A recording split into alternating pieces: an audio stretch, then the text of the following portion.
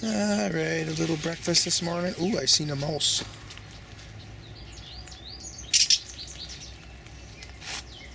We got the house wrens are in here too. I seen a mouse and it didn't go in my trap. How come? Oh, it's a toad. Yeah, we don't want him in the trap. Okay, toads are okay. Alright, I'm gonna get some breakfast here this morning. I'll just take this one. I'll put an onion and a beet.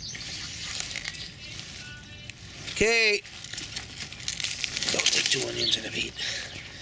Look at that. That's a nice sweet beet too. Avalanche they call it. And here they are. Look all nice and pretty, cleaned up. And I've got some newer leaves that are fresher looking. I'm going to eat those too. Those are beet leaves. I got the older leaves down there. And onion leavings. I'll put those in the compost pile. Harvesting this row of garlic. And it's special in that I actually planted this in the spring of last year. And then last year I didn't do any weeding back here. You can see I did some weeding this year. But the plant started small and the weeds shaded them out. And the plants, I even thought they were all dead at one time. And then I seen some peeking out, I don't know, late in the season, and I actually weeded it then. And some of them were just stayed small. But they stayed as a single now. I don't know if they're going to be a single now or if they're going to be a full clove. Then I noticed here's one that actually did divide into 2. Here's another one, and both of those 2 are real small. So I don't know the significance of it. I'm just noting it. But this is how you know when to pick the garlic. The bottom 3 leaves are turning brown. So here's the bottom one, here's the next one, and here's the 3rd one. So the 4th one is starting to dry too, so we're right there. We're ready. So here we got 1, 2, and then this one is the 3rd one starting to brown. You're not going to put on any more bulbs after that, and it's been very humid. And I've had it already where it kind of rotted down there. I definitely have had it where I've just didn't pick it for a long time in the late summer, and then all this whole stock just disappeared, just dried up totally and disappeared, and then I didn't have anything to hang the bulb on. And sometimes you get rot on the top of the cloves.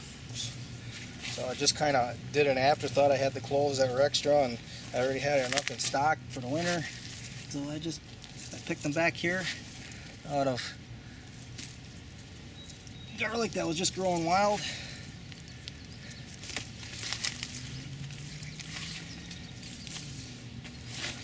And now we're getting a harvest out of it.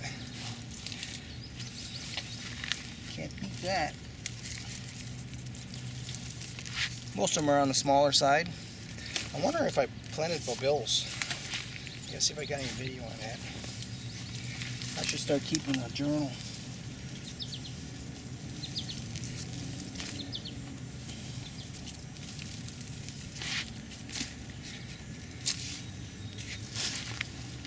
Keeping a journal would be kind of like a fisherman measuring and weighing all his fish without not speculating as to how big the fish are, you know. There's 2 little bitty ones, so that's what it's a 2. Still, they're decent. These aren't monsters, but most of them will be easy to deal with. They're large enough.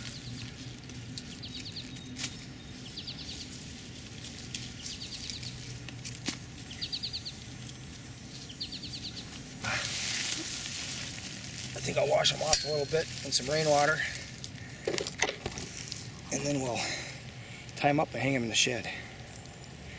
So it's not a great picture now because they're all muddy, but there's definitely garlic in here.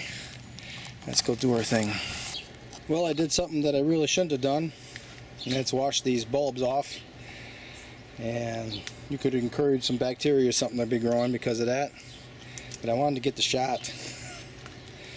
I overhang them on our little desk right here, and you're not really supposed to let them dry in the sun because you can lose nutrients. I mean, it's not going to hurt them in terms of making them bad or anything, but you'll have some nutrient loss if you dry your vegetables in the sun. That's a research paper I read anyway. But it's breezy out here, and we have some good sunlight to dry this rainwater off quickly. So 15-20 minutes from now, I'll tie them up, hang them in the shed. More peas for snacking.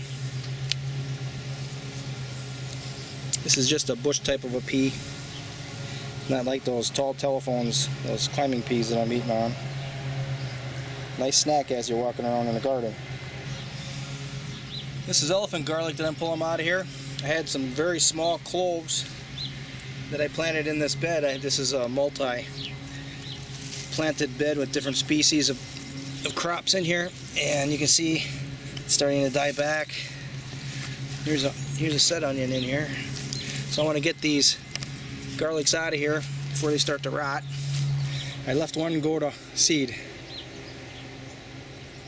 So I thought this was garlic that I bought at farmer's market. I'm not logging anything. I got to start keeping a journal, I think. But now I know it's elephant garlic because it's got these little corms on them. Supposedly you plant those and they make a bulb like this, so I'm wondering if I didn't plant corms in here. Yeah. I'll show you the harvest when I'm done. This bed right here has been dedicated to growing chestnut leaf oaks, which look wonderful. And as I'm nursing these oaks, I just harvested a small batch of elephant garlic that I had growing in it. Look at that. Some pretty nice garlic right there. Let's get grab them all here. Look at that. That's pretty good. And we have already harvested a nice batch of French shallots out of this row. And I harvested a couple of pockets full of peas that I just ate as I walked the gardens. And now it's growing sterling onions that I transplanted in here after I took the shallots. In another month I'm going to plant fall radishes in here. I've got lots of video over the years on this bed where I've done similar things. Something new is the chestnut leaf oak is actually growing a tree, nursing a tree in here. That's new. But what's not new is I've interplanted all kinds of species on this bed for a long time, just different species. Oh, and I also have potatoes growing in here. I forget that. I tried to nurse ginkgo, and they're not living, but I actually pulled one out, and the root has a big root mass, and it's still moist. So I decided I'm going to leave them in there just in case, you know, maybe next year they'll sprout something out of that root. You know. Oh, and I also got some beans planted in here. I did plant 3 of those purple beans in here. And they're blossoming. See if we can get something out of that. Okay, we got to tie these up. Hang them in the shed. Happiness is elephant garlic fresh from the garden.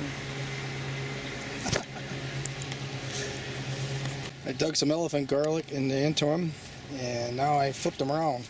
The top were dry, but now we're going to dry the bottoms off.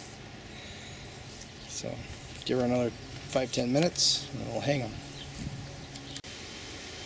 So here are the garlics, all tied up now, ready to be hung in the shed. Some nice big ones in this one. I guess I got this one a little bit light, and this one's a little bit heavy. But it's separated pretty nice.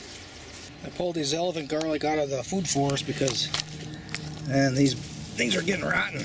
And they are really soft. It's been so humid and wet. And in the food forest it's shade. And I've had decent luck growing elephant garlic in the shade in the food forest, but this year it's just been too humid. So I thought I better pull them out of here before they get rotten. The food itself, you know. So here they are. I got them all cleaned up. Look at that.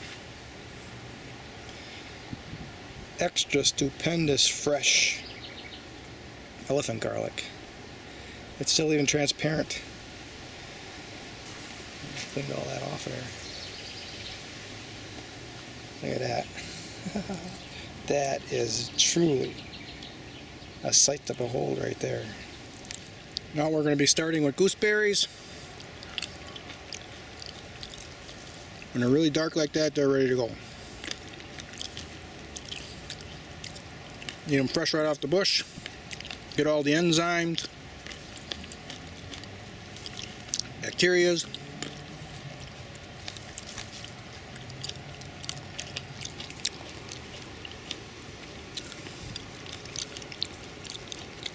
And other little critters that lives, even that, do that, I'll eat that. It lives on the fruit. Into your gut biome. What you're doing is producing a healthy terrain inside of your body.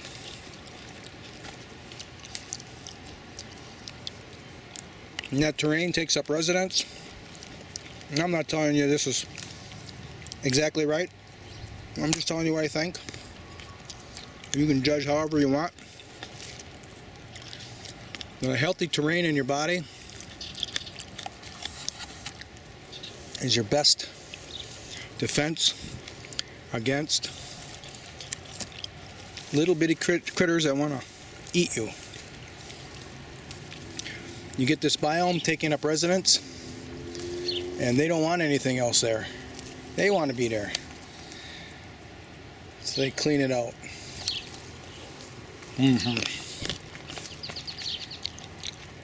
Wow. This is just amazing. And this is on top of filling myself up with black raspberries every night, which are even more healthy.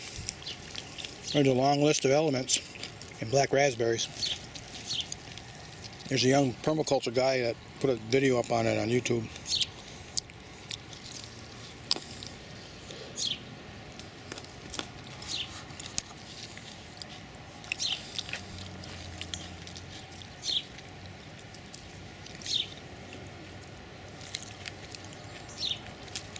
Wow. I'm not going to be able to eat anything for dinner. Oh, that's good. Got some white currants here too. Let's get a couple of those in my system. Starting to get overripe.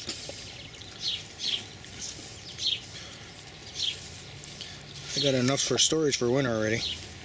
And now it's just fresh eat after fresh eat after fresh eat.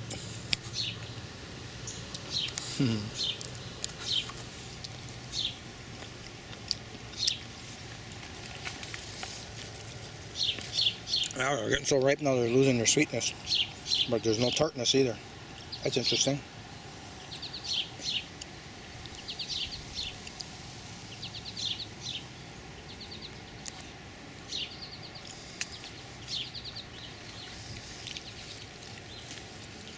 And the white ones don't have that much tart to begin with.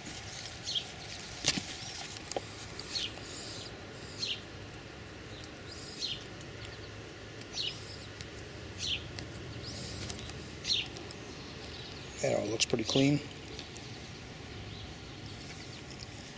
A half gallon of garlic babills. I soaked it for a day in vinegar. It's a vinegar that I made. It's a grape vinegar. And now it's got a garlic flavor to it. So I'm going to boil some eggs and pickle some eggs, hard-boiled eggs. And after I soaked them in vinegar for a day, now I've got this filled with olive oil. Put the cover on, put it in the fridge, and this will be for wintertime meals. Well, if you think black currants are very bitter, taste like pine needles, which they are, and they do. Yeah, if you really let them ripen, they get sweeter, but if you don't like it, then this is the next best alternative. It's called a Jostaberry. It's a cross between a gooseberry and a black currant. They're not as astringent. Oop, I picked the whole thing off. If you wait till they're really ripe and really soft, then they get pretty sweet. Not like sugar cubes or anything, but decent. Eatable. That one's really soft. There's another one.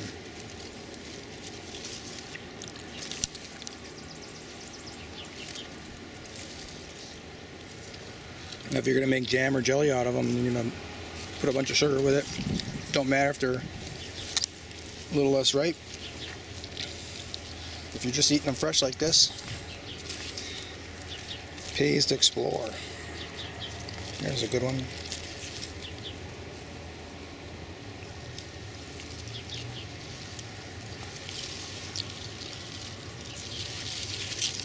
Looks like the Japanese beetles are in here eating on this grape. Well, next year we'll have chickens and we'll be interested in catching them. Feed them to the chickens. We'll turn Japanese beetles into eggs. Yeah, we will. Some back in there, let's see. Nope. That's a good snack. Enclosed by this hardware cloth is a bed of potatoes. I've got quite a few of these located around, just scattered around. And I also planted peas with some of them. And here we got a nice little crop of peas that I'm going to harvest this morning for breakfast. There's also some in the back here. I'm going to get those too. I planted like,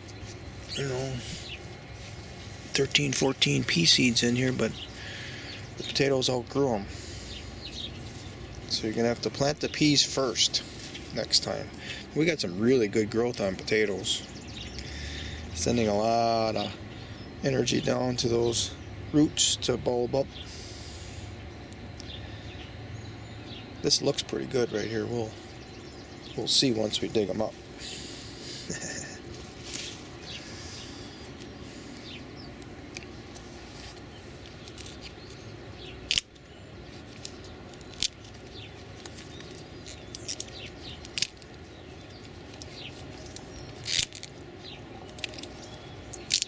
I got a whole bunch of garlic bulbils in the house from the wildland, so I'm gonna have peas and garlic bulbils together. There.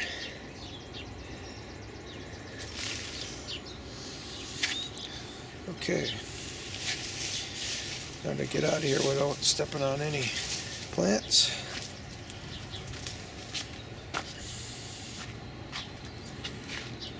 Where the heck did I put my loppers now?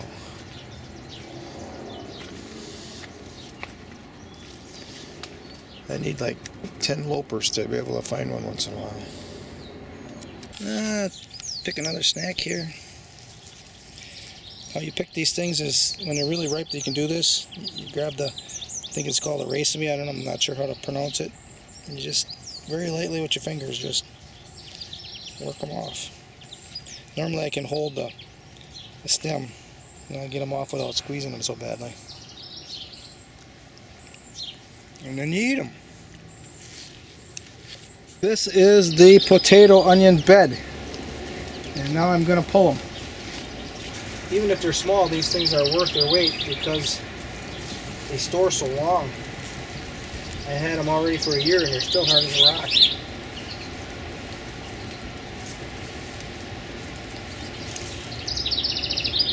And then when you get into those skinny months of March, February, March, maybe even a little April before spring onions really get going, you can have onions if you want them because you got them stored.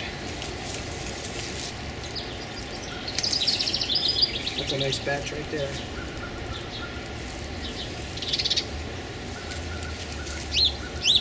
If I waited too long, I'll pull these out, then the stems will get really weak, and then you can't hang them. And I got a solution for that too. I just put them on screens, but I'm set up to hang, so I want to hang them. And you know for sure they're drying out. They're not against other things. This is nice work if you can get it. Then we got very high humidity coming. Dew points in the upper 70s even. And that's the sort of thing that rots these stems really fast. And I haven't had any potato onions actually rot on me, but I've had garlic get kind of rotten right up there where the stem goes into the bulb.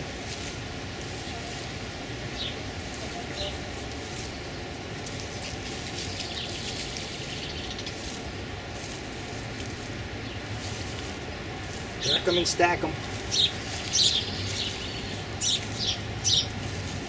I had them pretty densely planted, and this is turning out to be pretty decent quantity. Even some of these with real little stems on them, I thought they were going to be really tiny bulbs, but they're pretty, you can work with them. You know, when I have breakfast in the morning, I'm just waking up, and it's kind of a nice time to go through them, the little ones, and have a cup of coffee and spend 2-3 minutes cutting up the little ones. You know, you're not looking at a big huge meal. They're like, this is a little one. This is the first really little one I had. I'll save those. I'll break them apart, dry them out, and I'll save those and I'll eat those for breakfast. Now, this is a pretty good one here. That's a good size.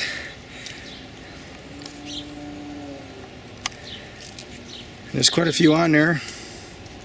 There's a worm in there trying to get out.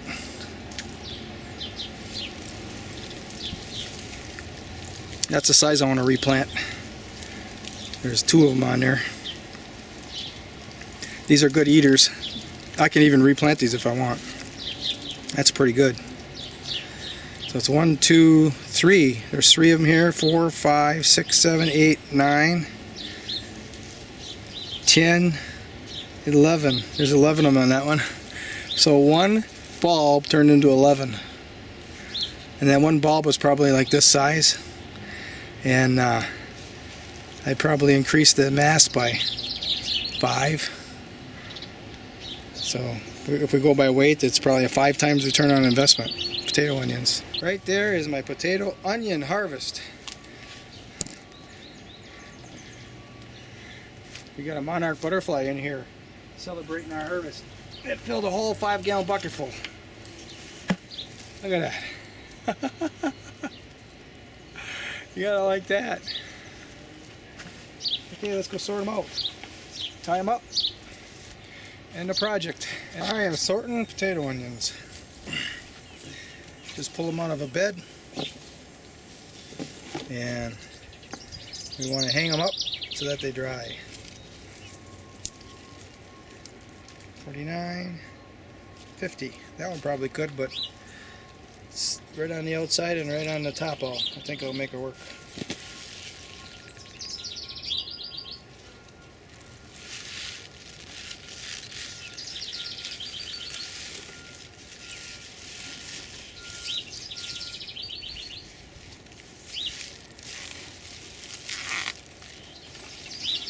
There.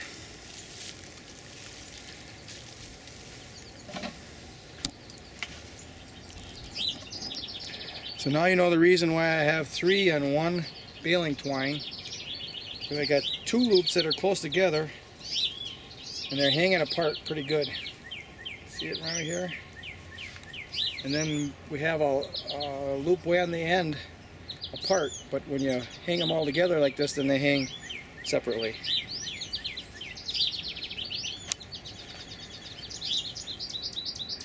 Look at that.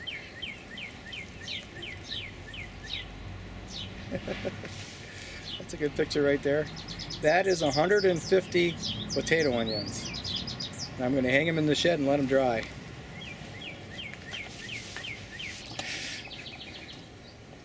So this is more like 165 of them. This batch is a lot of small ones, so there. So of that little bed there, we've got 465 out of 69. But I've already got garlic pulled. This is soft neck. There's quite a few there. And then we have 2 strings of French shallots right there. And these are the potato onions I just did. So 6 bunches. 5 of them are 50 to a bunch, and 1 is 65. And this is a batch of potato onions that I pulled the other day out of a different bed. And then these are the gray shallots right here. See, they look like they're gray. I got garlic coming yet, so we'll have this whole shed full by the time I'm done. And they're going to hang here for at least probably 6 weeks, maybe 2 months. Even when the stems are totally dry looking, there's still some softness right inside here, right where the stem goes into the bulb. And you got to get it. Got to get it dry if you want to store it. Otherwise it could rot in storage. Okay. I'm glad I got them out of the ground. It's supposed to be humid. Alright, that's enough.